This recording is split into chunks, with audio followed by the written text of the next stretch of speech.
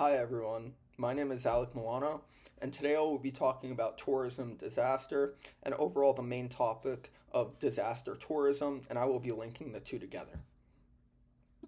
Let's get right into it. To start, let's go over what many, and the majority of the public view as tourism. Tourism, in the eyes of myself prior to recently, as well as many people I know around the world, see tourism as a family vacation, visiting famous landmarks, or even traveling with friends to explore an unfamiliar place. As you can see to the right in the picture, you can see two young ladies who are so excited and happy to be visiting a historic landmark known as the Eiffel Tower and what would be seen as a famous tourist attraction. So, first off, I would like to define tourism on an academic standpoint.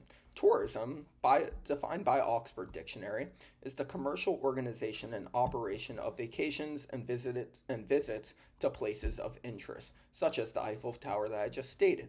So, this could go ahead and be a serving definition, but there's a catch. On the other hand, I would like to go into disaster, which is a completely different topic in the eyes of many.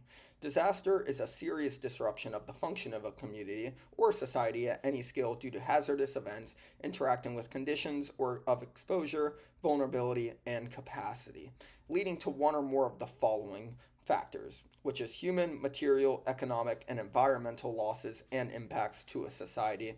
This is given to us by the United Nations. Now, you may be wondering, well, Alec, how does tourism and disaster go hand in hand, as I stated? Well, there's a form of tourism known as disaster tourism. Basically sums it up. Disaster tourism, defined by EBSCO, is the practice of visiting locations that have undergone significant tragedies or loss of life, whether it be from natural disasters like a hurricane or an earthquake, or a man made catastrophe such as a nuclear accident or something that happened like 9/11. So now you might be wondering, well, why does disaster tourism exist, right? Why would an individual want to go to such a place where something tragic happened in order to feel a sense of guilt and shame and also sympathy for those that were lost? Well, this will go ahead and sum it up. Morbid curiosity, which is also defined as Oxford, is a psychological condition that all humans face, which is the interest in or fascination of with death, disease, violence, or other topics that are gruesome and unpleasant. Media coverage, on the other hand, which I will also connect, is a sparking public interest in disaster locations, and media coverage can mainly do this through the coverage, whether it be TV shows, novels, social media, or news coverage throughout the world from the outlets. And these media coverages make it a point of adventure and observation at times. Now, you may be wondering why they make it a point of adventure and observation and how they do so. So, to the right, what I'm showing is the famous nuclear power plant as known as Chernobyl. Now, in the just a bit of history, Chernobyl had faced a deadly and devastating nuclear explosion in the late 1900s, and is now a famous disaster tourism spot. In fact, media coverage goes straight in hand with Chernobyl because Chernobyl tourist agencies actually saw approximately a 40% jump in bookings after Netflix released a short series known as Chernobyl, which many of you may know, that covered the disaster and made it a nonfiction source of education, but also making it a platform for entertainment for what had happened. Now, disaster tourism can have some benefits, even though it looks like I'm maybe just focusing on the drawbacks. One of those being the economic recovery that it will show for those not only involved, but also the location that had faced the consequences.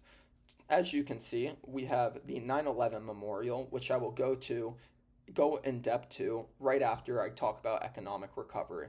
So, places such as New Orleans after Hurricane Katrina use disaster tourism as a way to not only fundraise but also raise revenue for the current state of Louisiana and make it a practice where it could benefit the disaster at hand rather than just make it something that had happened and putting it in the past.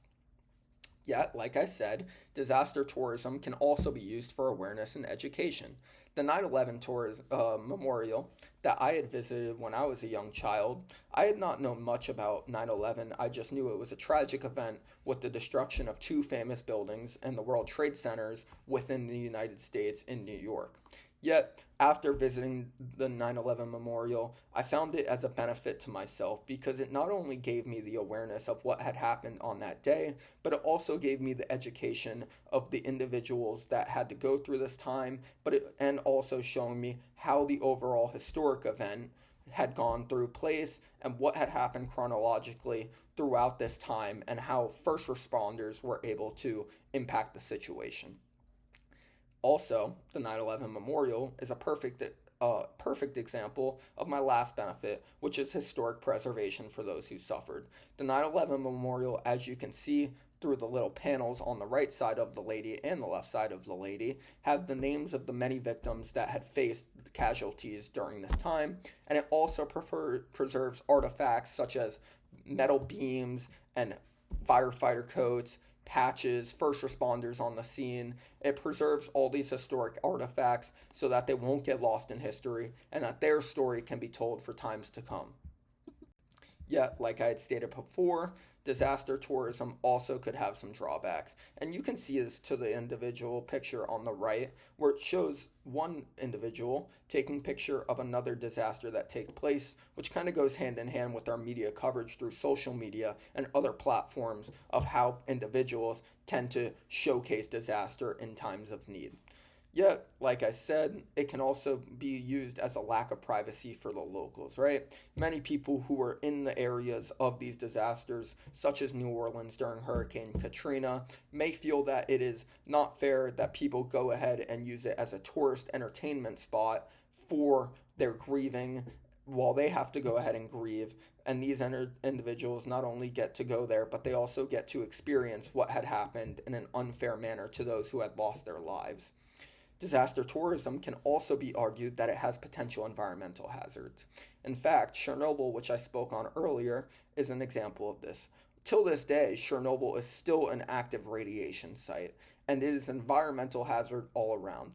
Yet, people who are still interested and are adrenaline junkies and other forms of entertainment that they get through their morbid curiosity psychologically can visit these places just so they can not only feel a rush, but understand what had happened and see firsthand the disaster that occurred. Lastly, this brings in the overall ethical argument that is at hand of disaster tourism, which is whether it can be used as monetization in the wrong way and also be used as a way of invading those who had lost their lives privacy and other forms of entertainment which for things that should not be directly enjoyable entertainment. But on the other side of this, we have individuals who will vouch for that it can not only be used as a form of education, as I stored, but it will bring awareness and could bring revenue to the individuals who and the community that was harmed by this ongoing disaster. This brings me to my conclusion.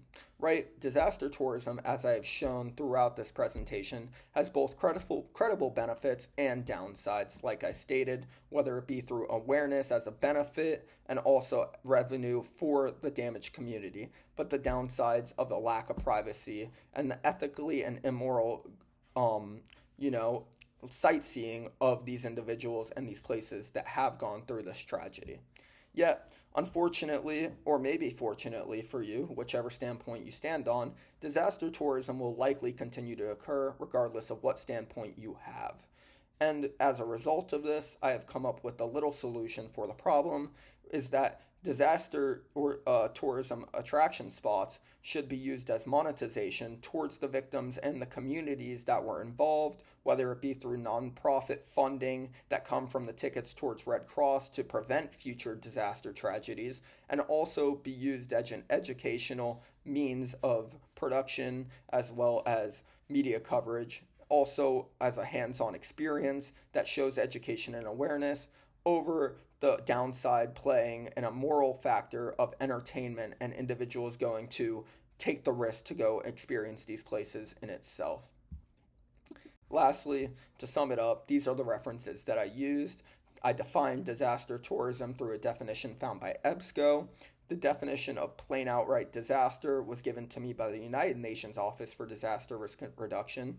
And on top of this, I used the Chernobyl statistic of 40% increase in bookings from Smithsonian Magazine that ran a study on the outcome of Chernobyl Netflix show being provided.